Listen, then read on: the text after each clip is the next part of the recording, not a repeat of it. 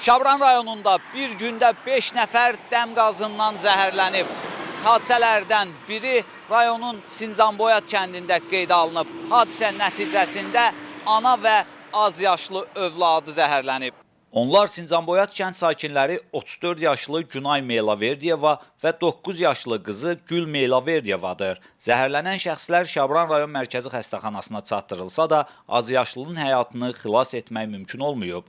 2 nəfər xəstə, bir ana 1991-ci il təvəllüdlü və onun uşağı 2016-cı təvəllüdlü qız uşağı 15 radilərində daxil olub reanimasiya şöbəsinə və daxil olan kimi uşaqda bioloji ölüm olduğu artıq təsdiq olundu və ana vəziyyəti çox ağır idi, ciddi koma vəziyyətində idi.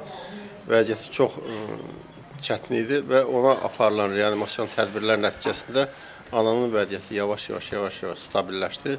Ana özünə gəldi, huşu aydınlaşdı və hal-hazırda da ananın müalicəsi davam edir. Dəm qazından boğulub rəhmətə gedib uşaq. Belə deyiblər.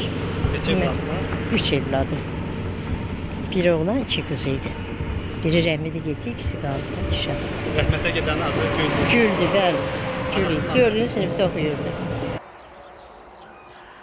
Digər zəhərlənmə faktı isə hazırda durduğumuz Məmmədəmin Rəsulzadə küçəsində qeydə alınıb.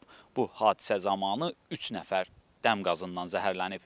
Belə ki, 44 yaşlı Günay Nəbiyeva, onun qızı 6 yaşlı Aydan Mövsümova və oğlu Cavidan yaşadıkları evdə dəm qazından zəhərləniblər. Xəstəxanaya çatdırılan hər 3 şəxsin həyatını xilas etmək mümkün olub.